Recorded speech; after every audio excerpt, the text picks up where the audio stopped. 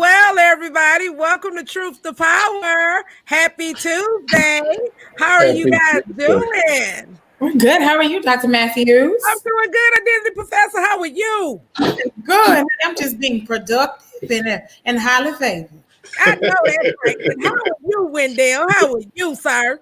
I'm awesome, ma'am. How are you? Oh, just good. Just glad to get through another day. I just been waiting for this Hot Topic Tuesday, y'all. Y'all just don't understand. I'm so turned around. My body's just telling me it is Friday and tomorrow is Saturday morning. This quarantine is neening me. I'm out of there. Aurelia, I'm loving this turban. I'm loving this vibe. Thank you so much. She came to Texas Southern woke, honey. I was woke before woke was a thing. Okay. Let's move.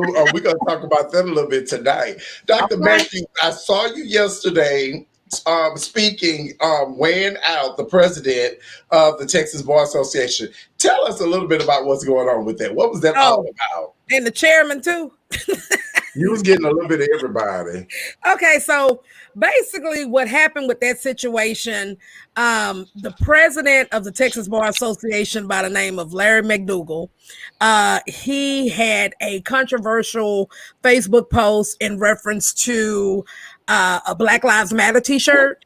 Mm-hmm. And it was an actual constituent that was wearing it at a voting poll location in Fort Bend. Mm-hmm. And come to find out, he tried to make it like that it was a violation of the Texas election code.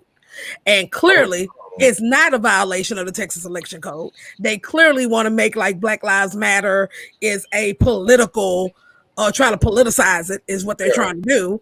And then it was really racist. You know what I mean? And then when we did more investigation and we're looking through all of his posts, this man is sexist also, because he made a what was that thing? Yeah, what was that?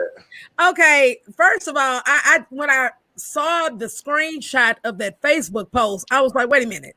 Is this the president of the Texas Bar Association with these type of ideologies? Who does that? So what he stated was, and I quote, he said she's hot in her Texas bar picture, but she has meth head written all over her today.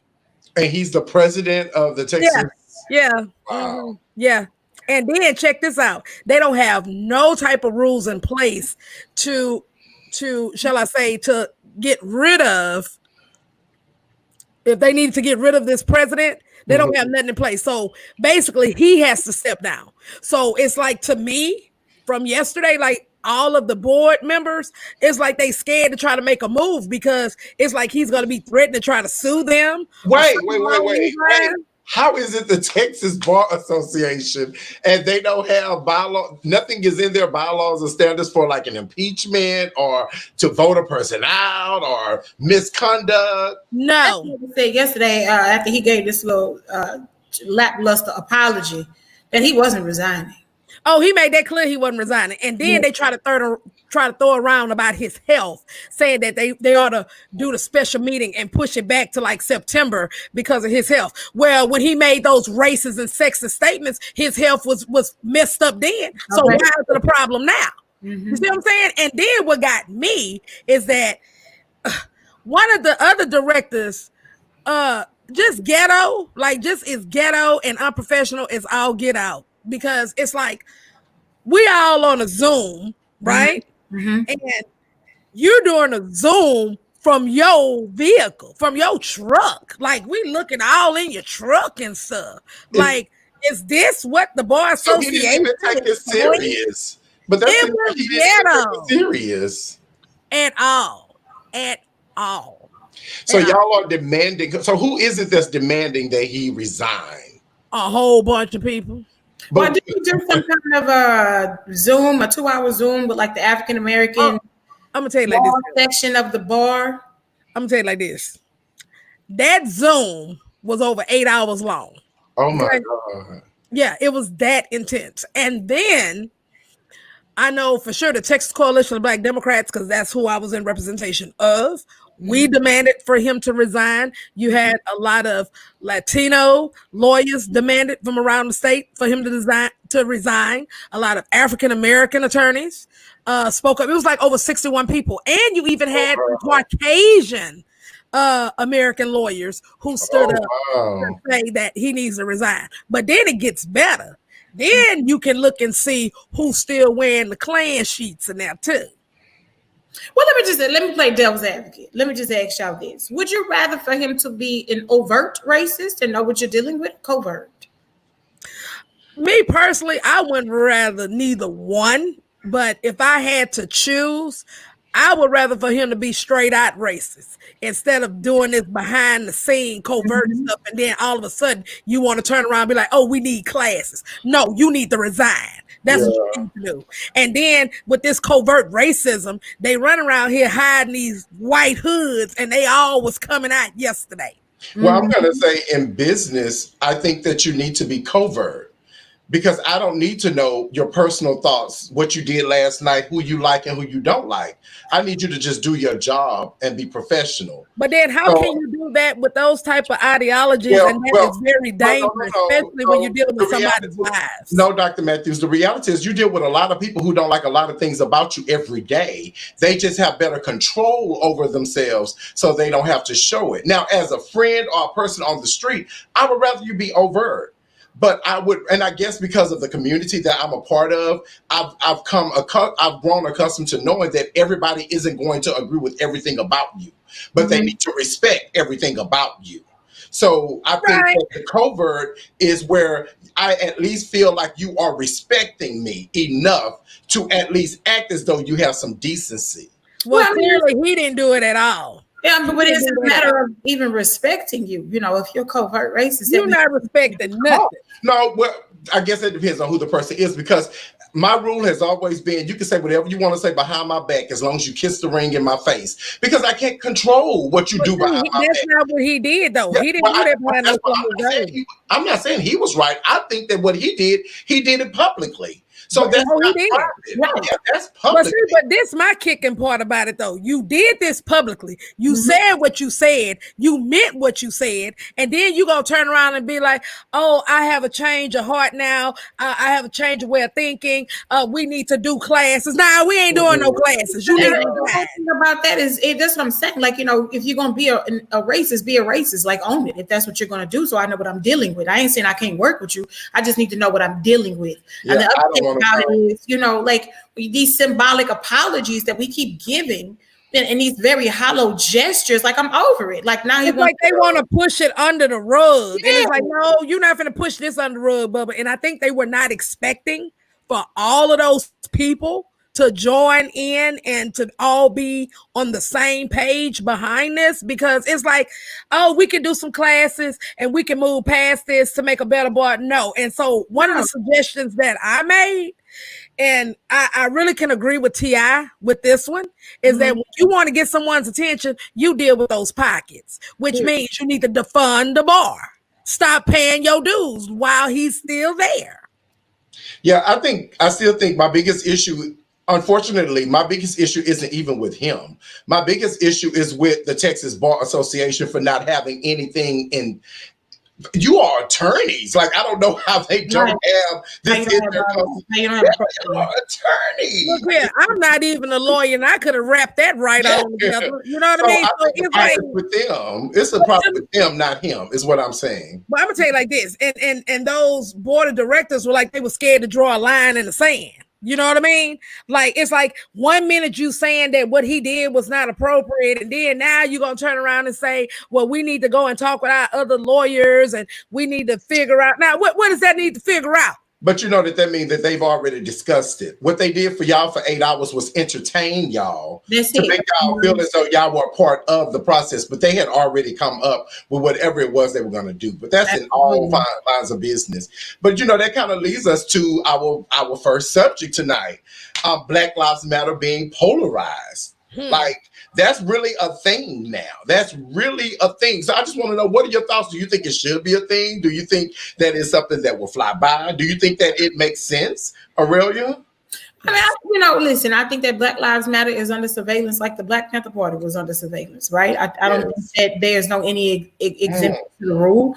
I think that, you know, Hoover set a hell of a precedent when he said, you know, the greatest threat to the internal security of America was the Black Panther Party's, you know, free breakfast program. So the fact that these young people have gotten together and been able to create some momentum to where now there is an identity that's positive and surfacing in America for African Americans and people that are considering themselves allies to, you know, with African Americans, and they are against oppression and not just anti-white. I think that this is the typical American response. Yeah, Dr. Matthews. Well, you know what? Even with that conversation, well, from that special meeting on yesterday, and I have to go back to this. They're clearly trying to make it like that Black Lives Matter is a terrorist group. Yes. Okay? They're making it like they've done things to white people. They've done things like rioting and doing all kind of crap. And then on top of that, they try to make it like Black Lives Matter is like a serious issue. But see, what gets me, even with another situation that I had to deal with at a gun range. Like, so y'all sit up here and put a sign saying that you can't wear a Biden shirt, you can't wear a Black Lives Matter shirt, you can't wear a mega shirt, but you ain't said nothing about not wearing a KKK shirt. And then you turn around and try to add that ATF made this a policy. Okay. So who you think called ATF? And that was at the gun range? Yes, it Well, was you know what? it's called the gun range. But this is the only, I'm going to say what I got to say about Black Lives Matter, but I have to say about that, I always try to think about the other side of the coin.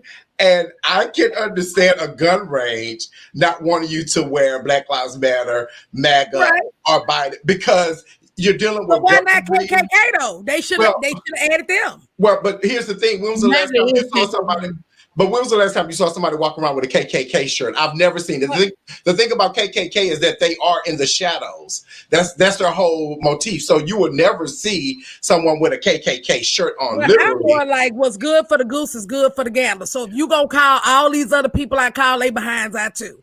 And then I agree with y'all as far as with the gun range thingy. I'm with y'all as far as with, okay, yeah, you are at a gun range. I get that. But see, what the killing part was, you made a false policy by lying on the ATF, who is a nonpartisan organization. Well, have you checked on that? Because if they're nonpartisan, I sure did. They got it in writing. It would make sense. If they're nonpartisan, it would make sense that they would say that it would be a good idea not to wear any shirt associated. They didn't say it was no policy at all. In fact, they end up getting cited from ATF because what you did, you use covert racism to fit your agenda is what they did. Well, but no, but you said that means that we need black gun ranges. That's what that means to me. Yeah, or black owned gun range. You know that you need gun ranges that are owned by different people. That's that mean. But my thing, you run around here making up rules. You making up rules to push your own racist ideology. Like America, that's what we do in America. We make up rules. We make them up as we go. But yes, they did. but I still think it's a hard argument to say covert racism because they said MAGA, Biden, and Black Lives Matter. So not Ku Klux Klan. Well, but again, you're not going to see a Ku Klux Klan T-shirt going. But I think if they would have put that on there, I think they would have been right. Because MAGA is the new hood. Yeah, MAGA is the new KKK. Honestly, but they still could have put it on now. But let me say what my thoughts on Black Lives Matter being politicized, though. Okay. I think that just like Black Panthers, as Aurelia brought up earlier, Black Panthers was also politicized at the time because it was directly associated with the Democratic Party. I think that the sad part is that this is even a conversation because we're talking about a social injustice. So that's something that should be bipartisan automatically. But did you just say that went down? Huh? What got me real quick, you said that the Black Panther Party, they try to associate them with the Democratic Party, right? They try. They're doing that with Black Lives Matter because they said it yesterday. Yeah, they definitely try to associate it, but the reality is, just like Black Panther Party, Black Lives Matter wasn't ever trying to be associated with either party. It was just fighting for rights, equality for Black people. Now, one of the mistakes that I think Black Lives Matter made in the very beginning was that they only were targeting the Democratic nominations in 2015, 2016. They were not targeting the Republicans. And it was because they felt like the Republicans don't care anyway, right? But the mistake they made was they connected themselves directly with the Democratic Party because they kept jumping up and running after Bernie Sanders and Hillary Clinton. Both of them hired Black Lives Matter people to work on their campaign to make sure they were being inclusive. So that was how the connection came. So that's a mistake that Black Lives Matter made, in my opinion, was because they only attacked one. But that's what we do as Black people. We only attack the Democrats because we expect the Democrats to heal 400 years of issues for Black people in America. And we don't hold Republicans accountable because we just say they don't care anyway. And that's why I say, when was the Black Panther Party associated with the Democratic Party? No. They were never associated. I said they tried to. I know that they were associated with socialism and communism, right? No. Wait, I never said they were associated with them. I said they tried to force them to be associated with the Democratic Party. The Republican Party did that. Nixon was the one that mainly used it as a selling point when he was trying to say law and order, the same narrative that now Trump is pushing, the law and order. So no, they were their own party. They wanted to be their own party. Because that's why it's called the Black Panthers Party, because they were really trying to create their own unit. Whereas with the Black Lives Matter, they were not trying to be a party.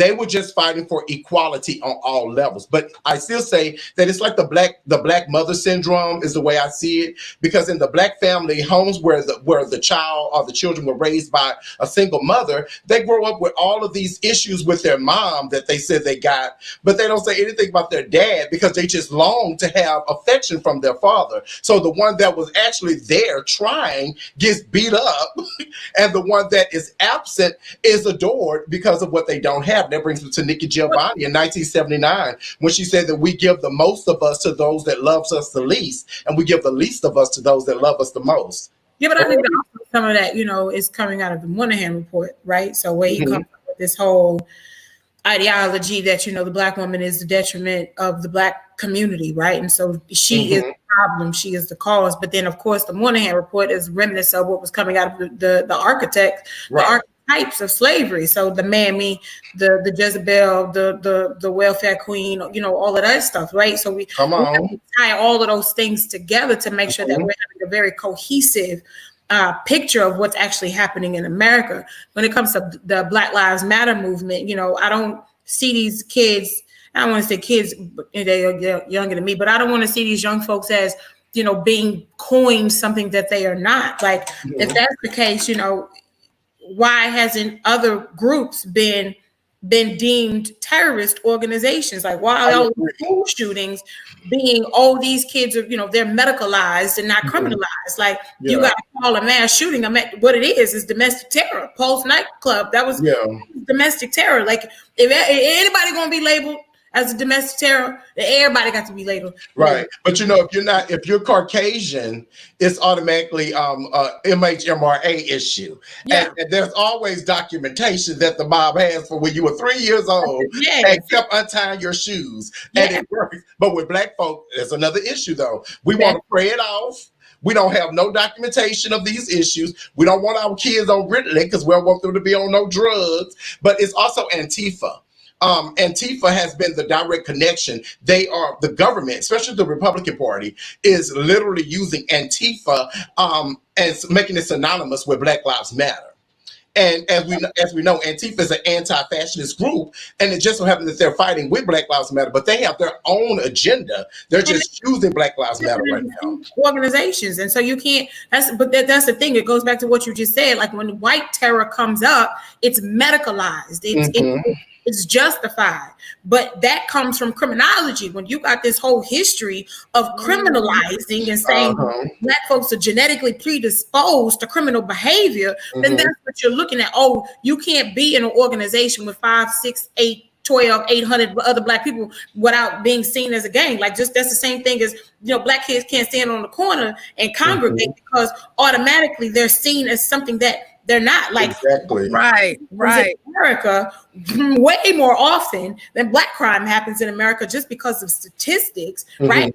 But the black crime, or crime of color, is overly emphasized because you don't actually want to have a real conversation about what's happening in America. And I think that same ideology and that lens is why we're having this narrative about Black Lives Matter. Wear your Black Lives Matter t-shirts and take your heads of clothes. So, Dr. Matthews, do you think that we should be able to wear Black Lives Matter paraphernalia when we go vote? Like, do you think it should be okay?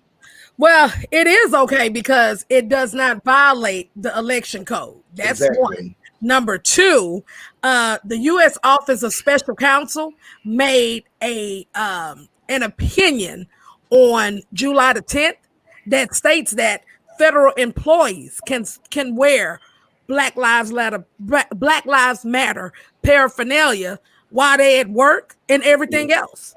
So again, so it is what it is. Council that it's cool, and it doesn't violate the Hatch Act, which prohibits federal employees to be involved and participating in any type of partisan political activity. So it's not against the law. It's not against the law. I think it's a form of voter suppression. Like, you can't wear Black Lives Matter t-shirt to the polls. That's voter suppression. That's what that is. Right, because we wore Rock the Vote in 2008 to the polls. And it wasn't a problem. Right, and they wore MAGA. That's right, vote or die. Yeah, but be clear, they wore MAGA in 2016, which should have been against the code. Exactly, and it's not, and they're going to wear them again in 2020. They sure are, because as long as it was a statement. It didn't have his name in it. It didn't say vote for him. And under the law, under the code, penal code, they can do that. So it is what it is. So wear your Black Lives Matter to work. Starbucks is under a lawsuit right now from when they sent those kids home. They had the Black Lives Matter mask. So wear it, because if we don't wear it, when you allow people to push over you and take advantage of you, that's when 20 years later, we're still crying about it because it's gotten worse, because this is the start of it. If we demand that they follow the rules and live under the law, then we don't have to worry about 10 years later our kids coming home crying over the same exact crime. And you know, my Black life mattering should not offend you. Exactly. But you know what I like though? What was interesting from yesterday was that you had one of these lawyers that came on there and completely lied on DA Brian Middleton. Mm-hmm. Brian Middleton came out directly with the actual law to verify that specific incident was not against the election code. And this man completely lied on it. So you know me, I'm going to pull the receipts. So them receipts popped up there. I say, oh, so we got a big lie. I see that nice little hood and came off.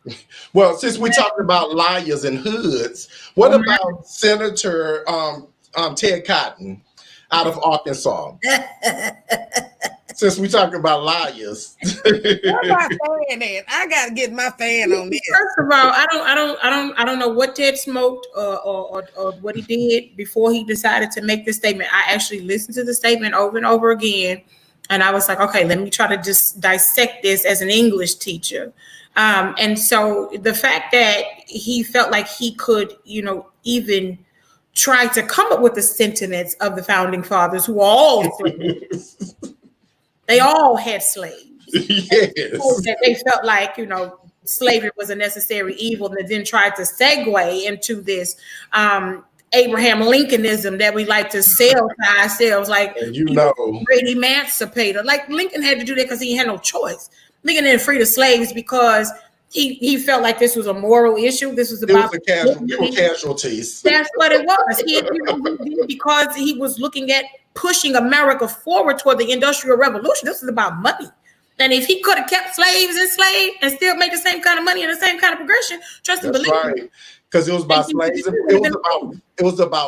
It was about property and money, period. That's how we got. Let's put it like this: he signed the Emancipation Proclamation, but didn't give us nowhere to go, and didn't give us a penny to buy anything with. Dr. Matthews, what do you think about old Ted?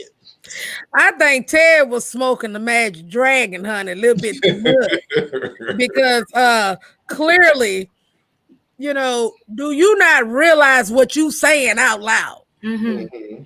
Do you not realize what you're saying? So you're telling us that slavery is a necessary evil. Sir, you are a necessary evil because you're doing the most. Like, I'm just like, where's my invisible pearls? Because I just didn't clutch them. Like, it's like, to me, it's like they just coming out the woodwork. They just saying whatever the hell they want to say now. Because they've been emboldened to say what they want. Like they don't care now, baby. They gonna say what they want. Yeah. I was looking at the hearing today with Barr. And he was getting woe out, right? The Republicans were really trying to save him, but they just couldn't. The Democrats was killing them, and they were prepared, right? And all I thought about was Ted Cotton and all the other white men in the Republican Party. They are very entitled, very privileged, very cavalier. Mm-hmm. They have a superiority complex that we will never understand. As Black men, we really try and have it also when we can, but we will never quite be able to do it the way they do it, because they sit there and they say that they admit that something is wrong, but they say it in such a way that it should not even be forgiven. It should just be looked over. Like, oh, I laughed at that. Like, he literally said that on Fox News. Oh, I laughed. They just I was saying what I assume the forefathers felt. So you came up with you just touched and agreed with them, and they told you that that's exactly what he did. He said that it was a necessary evil He said slavery. Owning people was necessary. Even doesn't make it better. But okay, so let's look at it from a different perspective. America wouldn't be America if that wasn't necessary for them. Like if you look at the physical makeup of the people who came here, they tried to enslave the indigenous folks that were here. That didn't work, right? Then they brought over Europeans. They tried to enslave them, and that didn't work. And then they came up with this whole thing with indentured servitude. And so now you're bringing over this massive numbers of people. But then you're like, well, why do I need to, at 7 years or 12 years at the end of your contract, give you land and give you, freedom when I could bring folks over here for free? I keep all of the profits for myself. Right. That's necessary. But that's what makes the necessary evil, because the necessary that he is talking about, the necessary evil that he's talking about was to only benefit them. Exactly. So it was a necessary evil, but you mean that it was an evil necessary because you had evil intentions in it, because you knew, I don't care what the times were, you knew that it was incorrect to own another human. Absolutely. You knew that it was incorrect to sell another human. How would your ass feel if you were sold? How would you feel if you were owned? So that's the necessary evil part. Right. But and you said something that I just absolutely love, and you said there is a superiority complex. Yeah. But I think it's a superiority complex that's rooted on delusion. Oh, yes. Right. While you're sitting and feeding yourself this history of you are hardworking, you're ethical, and you're moral, and you're God-fearing, but you're sitting on the porch of a plantation and watching the other folks work, but you're so hardworking. Mm-hmm. But then you say that they're lazy. And you feed them all of these lies about themselves, and you feed all of these lies to yourself. So eventually you start believing what you're saying. You know, you believe it about yourself. Mental illness is real. Yeah, that reminds me of the Cardell business structure, where pretty much it's saying that it doesn't matter who does the most work. It matters who gets the most pay. So everything about our world is built on money, and so the bigger your bank account, the bigger dog you are in the lot. So the people can be on your yard doing all the construction, and you don't know how to do anything. But if you own the company financially, you know that you are superior to them, and they know that you are superior to them, and that's where that delusion comes from. Because you catch their ass outside on the street, and you'll see the real them. Yeah, so that is exactly it. Yeah, but that's what was happening yesterday. Remember Donald Trump took the little basement thing in the White House when they were in front of when they were cutting up over George Floyd, and they were in front of the White House, and they he went in that bunker. He ain't about that life. Yeah, you know. He not about that life at all. No. So it's like, don't be over here talking this stuff, and you got over here trying to write a check, and you over here with chicken dollars. Because you run around here talking all this here stuff, and you can't swing no hands at all. No. When you start thinking about, talking about Cotton, right? Because that's very interesting. His name's Cotton.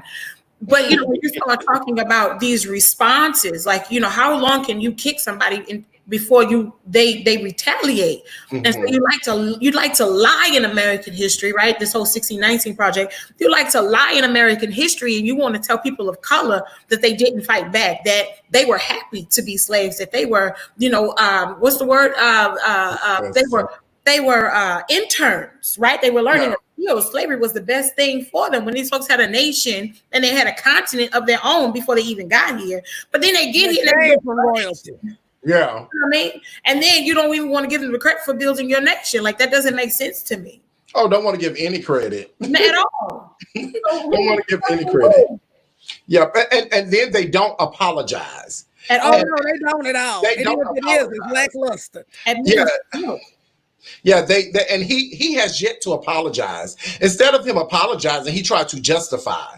And that's a whole lot to unpack. We're going to get somebody on here that we can talk to about this specifically. But let's run to my girl, Houston's own Texas University Tiger, Megan Thee Stallion, and her unfortunate incident with, we don't know who it is. So allegedly we know who it is, but she hasn't said anything publicly, and we don't have any evidence. There's no definites on it. So what are your thoughts on Megan Thee Stallion, more specifically the response? Who child? So I think there's a lot of things that are coming out when it comes to how we're responding to Megan. Like, I don't know if she was the aggressor. I don't know if the other alleged person involved was the aggressor. What I do know is that a Black woman was shot twice in the foot. She was in each foot, right? And I think that making fun of Tory Lanez, who was the person that allegedly shot her, to make him out as being weak because he didn't fight her back, and then making him out to be weak because she was so much bigger than him. I think that's a problem. I also think that it's a problem that if she was the aggressor and the abuser in the situation, why are we not calling her that? Dr. Matthews? Well, with this situation, what I find quite disturbing, you have other African American men that are rappers who's making fun of her. You know what I mean? And then I have the issue with, back, how parents used to tell you when you're a woman, you need to stay in a woman's place. Don't put your hand on nobody. So then I'm looking at, okay, so what pushed you to this, end result to want to put your hand on a man? Right. You know what I'm saying? So it's kind of like, it's two wrongs don't make a right. So my deal is I want to kind of dissect it, because what is actually happening to cause this behavior? What's happening for her to respond in that manner? What has happened for him to respond in that manner? And then what has happened to our Black people, first of all, that think that that's okay and that's funny for that type of behavior to even be displayed? Like, I don't understand. Like, T.I. and all them guys, why is y'all laughing about that? That's nothing funny about that. I mean, that's just my opinion. What is your opinion? Well, I agree with everyone. I looked at Megan Thee Stallion went live on Twitter 2 nights ago, and it was her first time speaking out about it. And the first thing she said was she was in tears, but she was saying that she don't even understand where the rumor even came out that she put her hands on anybody. She said she did not touch anybody, and she was in tears. And as a Black woman, I could see her pain, because why is it the Black woman that's automatically always made out to be the villain? Like, we were like, the media, well, not even the media, social media just created this story that because she's so big and he's so small, she put her hands on him. So I'm sure it started off as I bet she put her hands on him. And then it ended up, oh yeah, she put her hands on him. But she was in tears. Mind you, she's still not filing charges on this man. And she hasn't said his name publicly because he's already in jail dealing with something else. So she's still a Black woman is still looking out for the betterment of a Black man, even when she's getting drugged through the mud, because she was the victim. But they don't want to protect us. But I was guilty also, because I was one of the ones that said, well, I wonder why did she put her hands on the man? But the reality is, how do we know she put her hands on the man? I was guilty too, Wendell. I ain't gonna even lie. And I'm gonna tell y'all why. Because first of all, I know where she from. Okay, that's just like if she from North Side. I already know that she done went over there and put them haymakers on. But how you don't know where he from? How you don't know? How I'm just saying that was my my mindset. Like, but I know that you're the Third Ward, and I know the Third Ward women is kind of like them North Side women. You know what I'm saying? He's a little man. They gonna windmill you to death. But he's a little man and he's from Canada. So that's why a lot of people automatically just make him weak, because he's a little man and he's from Canada. Like Drake went through the being from Canada means you're weak moment also. But you have a lot of your aggressive pimps that are little. But I have to say this, Black women have to start standing for each other more, because there is no way that y'all are ever going to expect for Black men to give you respect that their wives are not telling them they have to give you. Well, I mean, I saw a lot of Black women supporting her on her. I saw a lot of Black women reading her. Yeah, very pretty much so. I mean, I read the story again. I don't know, Megan. I can't call Megan and say, "Hey, girl, what happened?" Right. So I just read, what was being posted, and I was like, okay, well, Christy Teigen is the one. Christy Teigen is specifically who I'm talking about, John Legend's wife. She tweeted out and she said, "Oh, I have so many jokes, but I'm going to twerk on it." And Megan Thee Stallion's people went crazy. Her fans went crazy on Christy. Christy came back and apologized. And she said that, believe it or not, I love Megan Thee Stallion. I'm a super fan. Really? So when I say women have to start fighting for each other, I'm saying those backroom conversations. When you're talking to your man at home, or you're talking to a dude at work that's talking about another woman that you don't know, so you giggle when he says something out of line, but then you get gagged when he turned to you and said it to you on your day. So I'm saying that we women have to. I have a story about one of, I love her to death. I'm gonna say her name because it's the truth. It is what it is. Dr. Gloria Batiste Roberts. Oh my God. She was, this girl on the team that was on the team then was a little free. And she was talking to a boy that was not so free seemingly. And the first thing Dr. Glow said to me was, oh, Coach Wendell, you need to make sure you tell him to stay away from her. And I said, how do you know that he's not the one she needs to stay away from? And she was like, well, you know. And I was like, no, I don't know.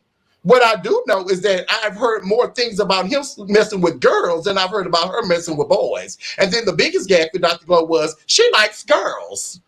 And that was the biggest gag for her. So that's what I mean when I say women have to start standing more, because as a woman, she should have, her assumption should have been that he will affect her negatively, not her affect him negatively. Yeah, but you also have to look at her historical and social context. Oh, like, she from the conditioned to believe that, you know, Black women are evil and they're conjurers and they do all of this, you know, stuff and they're aggressive and sexual and all of these things. So that's in it, like that's inundated in these images. Like even the image that Megan portrays, even though we know she's a TSU student, like we know that she goes to class, we know that she handles her business, but who she is and who her persona is are two different things. And that persona is what sells, because that's persona, that's what's been solidified in American culture about Black women. So that's a whole other conversation that but we also have to understand that personas, when it comes to entertainment, is your character. It's not who you are personally. It is the you that was invented to make money. Exactly. So if I go to work and I'm a heart surgeon, that doesn't mean when I get home I'm doing surgery on my spouse. Right. When I'm at work, treat me like I'm at work, but when I'm not at work, don't treat me like that. But right. There's so many illusions that we have. Like we really believe that reality TV is real. That's like one of the greatest. Oh yeah, I agree with you on that. So, you see all these rappers talking about who they shot and whatever. You didn't shoot your cousin. You hear it all the time too. You hear it all the time. People are like, I don't like her no more. I'm like, girl, I don't run down the street if I see somebody look like Freddy Krueger, girl. Like that is not real life. That is edited. But we have to get to our girl, our new home girl that everybody loves to hate. The Good Doctor. I don't like The Good Doctor. Dr. Stella Emanuel. Mm-hmm. So we have a video clip to show first. So let's go to the video clip and then we'll come back and discuss it. Okay. I'm here because I have personally treated over 350 patients with COVID. So right now, I came here to Washington, D.C. to say, America, nobody needs to die. The study that made me start using hydroxychloroquine was a study that they did under the NIH in 2005 that say it works. I'm upset. Why I'm upset is that I see people that cannot breathe. I see parents walk in, I see diabetics sit in my office knowing that this is a death sentence and they can't breathe. And I hug them and I tell them it's going to be okay, you're going to live. I'm a true testimony. So I came here to Washington, D.C. to tell America, nobody needs to get sick. This virus has a cure. It is called hydroxychloroquine, zinc, and Zithromax. I know people want to talk about mask. Hello? You don't need mask. There is a cure. I know they don't want to open schools. No, you don't need people to be locked down. There is prevention and there is a cure. That's my first time saying that. Oh. Well, she's a sensation right now because I've seen she's done like 4 or 5 different videos for this. This was just the one that she did that was publicly and professionally, I guess you would say, with other doctors. But the other ones were in her home, in her car, and in her office. So I'll go with you, Aurelia. Let me use my GRE words in response to this one. First of all, the optics I have a major problem with. And so if you're not even getting the backstory, just looking at how the whole press conference or talk was set up, you're missing a good portion of what's being said to you. The other thing about this medication, which is used to treat malaria, has been, debunked, right? It says, no, this is not even what this is for this. It causes these kind of problems for these individuals if you use it for people who have COVID-19. Now, I'm going to say this, I had COVID-19, right? And I know people want to treat it like, chlamydia. It wasn't chlamydia, it was COVID-19. And I had it and I was sick. And to be honest with you, if I had not have changed my diet from being including meat and having meat-based products, if I hadn't started taking zinc, if I hadn't taken echinacea, if I hadn't completely changed my way of living, I probably still would be sick because I was down. And so the fact that she's giving this information that you can't even pull up to say, okay, well, where did you get your research from? And then be able to pull up that research to show proof, like that's a problem. Mm-hmm. That's dangerous. It's very dangerous. Okay, this is my first time, like I said, seeing this video, and I just want to know what you got. What is it? What's the background of this medicine? Why? Okay, you telling folks about not wanting to, wear masks. You telling folks about not having people stand where they need to be, that they need to open the schools and all this. But I need you to tell me, what is the ingredients? What is the trial base that you have your hypothesis from? That's what I want to know. She treated like 350 patients. So she says but that's what she said. But where they at? Right. Yeah. And where's the proof? And she's out of Houston. But first off, let's know she's out of Houston. She's here in Houston. So she is a Houston. She lives here, but she's born in Nigeria. But she's been living here for over 20 years. Well, away from that, in 2019, she did a video because she's also a minister. And she did a video that it was a sermon that went viral on YouTube of her saying that members of the LGBTQ have demon blood. And she said that we have demon blood. She said that people of the LGBTQ has demon blood. So that's the same lady? It's the same lady. And I'm not done. A couple of months ago, before it was like December or January, before this became a conversation, she went live talking about she believed that we have aliens. They have aliens, and the United States government has aliens, and they're holding them. And so now she's connected the two stories, and she's saying that they're using the alien blood in the in DNA when they're doing these surgeries to kill us. So this is a woman that either she's A, looking for attention, trying to go viral, or B, something is very wrong with her, because what she did today, from everyone I spoke with in the medical field, they said that she hit several different violations, and she may be looking at her license being snatched. But isn't this the same woman that had this whole conversation about women and them needing to not have sexual intercourse? Yes, that's the same woman. They were witches and having same woman. Yes, she's the same woman. Okay, wait a minute. Hold up. So, wait a minute. Y'all took me too fast tonight. Because see, I just wasn't ready for that.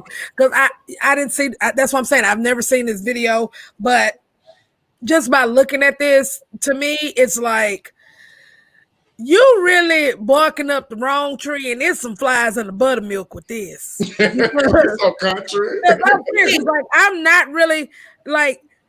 It's either you got a mental illness, or this is an attention-seeking behavior, which means attention-seeking behavior is regardless if it's negative or positive. The focus is that they want the attention.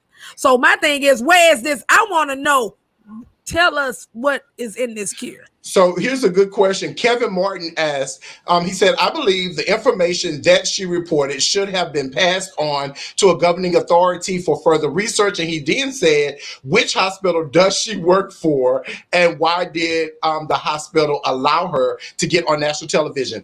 Well, for the first part of it, she didn't create this. This is an old research. When COVID first started, they were already talking about this exact medication. Donald Trump was actually trying to push it because because they found out that his son-in-law owned stocks in the company, and that's why he stopped trying to push it. He even went public lying, saying that he was taking it at one point. And so they've already done studies. So he wasn't taking the bleach no more? No, but they used Gilead ran studies over the medication, and what they found through the trial and error was that it did not have effect. Meaning they had people that they were giving it to that still died, and then they had people that they were giving it to that they healed, but they found that everybody, if it runs its course through your body, if you're out of it in 12, 14 days, you're good. So they couldn't prove that it was helping, but there was a shortage of the drug already for malaria. So the issue was, why should they keep wasting this on something that they already have enough hypothesis done to tell them that it's not saving anybody's life. But what is that she purports, it's a cure. Yeah. But my thing is, they said it's not enough to prove that these medicines are a cure, so it's against what the FDA states. So isn't that like a legal disclaimer? Oh yeah. Well, like I said, they're saying that she's about to look at some major issues. And if you look at the video, like when you all get a chance, guys, go back and look at the whole video on YouTube, because you will see that when our Caucasian brothers and sisters went up to speak, they were very careful about what they said, but they sent her up to be the guinea pig. But you know what? But Dr. Sebi was very careful with stuff that he said. Yeah. Rest in peace, Dr. Sebi. Can production run that video one more time, y'all? Can we get it again? One more time. Mr. Good Luck. One more time, because I need to see this again. I'm here because I have personally treated over 350 patients with COVID. So right now, I came here to Washington, D.C. to say, America, nobody needs to die. The study that made me start using hydroxychloroquine was a study that they did under the NIH in 2005 that say it works. I'm upset. Why I'm upset is that I see people that cannot breathe. I see parents walk in, I see diabetics sit in my office knowing that this is a death sentence and they can't breathe. And I hug them and I tell them, it's going to be okay, you're going to live. I'm a true testimony. So I came here to Washington, D.C. to tell America, nobody needs to get sick.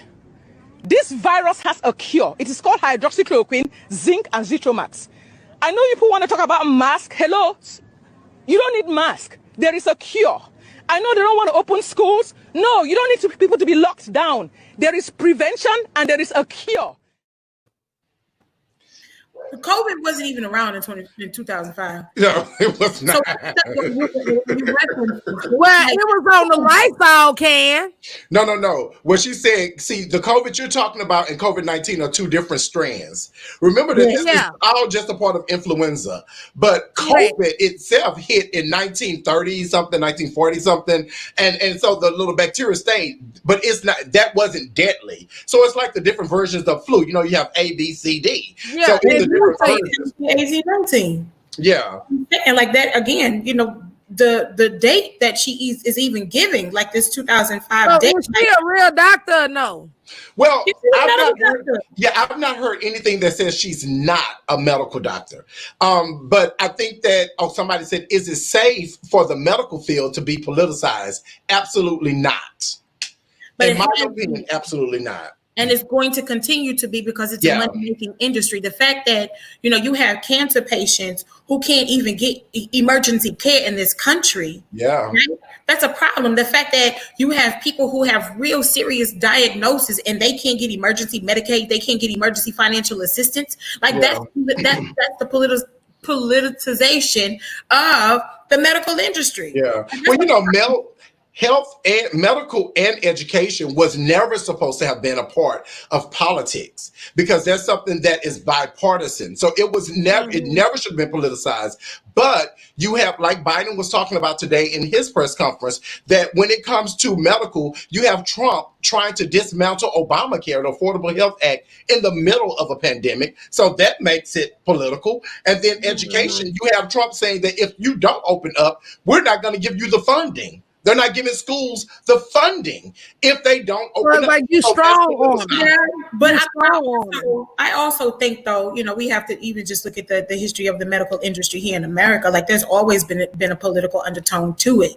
When you're talking about, how gynecology actually even came to be gynecology, because you're doing these experiments on Black female bodies and Black babies to see, if they're able to even take pain or how much pain, and then that whole ideology even still being existed in the medical industry, while Black women are dying at higher rates when giving birth to children because you don't believe she says she's in pain when she's in pain. Like, why is it that a Black child is 2 times more likely to die in childhood than a white child? That's all political. Yeah, that's political. I met a woman at the snow cone at the Red Wagon yesterday, and she was pregnant. She looked like she was about to pop, but she was really, really tiny. But she still like she was about to pop, and so we got in a conversation. I was like, "Well, how many months are you?" She said 7 months. I was like, "Oh my God, you like you ready to pop?" She said, "Well, the doctor's taking it in 2 weeks." And I said, "Why is your doctor taking it in 2 weeks? You've been having complications." And she said, "Same thing. I'm in the hood. My old man said the same thing, and my coworker told me I need to get another doctor." I said, "Baby, you need another doctor. Why would you need to have your baby taken?" And she said that her doctor started out by telling her about some type of test, and I was like, "What color is your doctor?" She said, "Caucasian." I said, "You don't just get another doctor. You report him, and you get another doctor." Absolutely. So abortion, that's where it all, that it all started. Abraham Lincoln. But I mean, even like the Tuskegee, the syphilis experiment, like, that's political, and that wasn't just American. All of that deals with population control as well too. So it's all of that wrapped up like a blunt. Yeah. Come on, I'm just saying. They just wrap it all up. That's what it is. Y'all make sure that y'all stay away from Dr. Stella Emanuel. Stop retweeting that foolishness. Stop putting it on Facebook. If you do put it up, telling people to stay away. Be aware. Research. I keep hearing people say, "I believe every word." Why you believe every word? You don't even know her. You never heard of her till today. I need to see the report. Yeah. Bring a witness. No. I'm showing us. We need to see it. Yeah. Well, I wanted to I forgot to say this, guys, and I wanted to touch bases on this. One of our fans, Miss Erin. I wanted to see if we could do like a moment of silence for her, because she was a real sister, a real true fight for our Black people, even though she was white, but she was very active on our show. She was a freedom fighter. Yes, she was. And it's like the Lord just called on in. So if y'all don't mind, let's do like a quick moment of silence for her.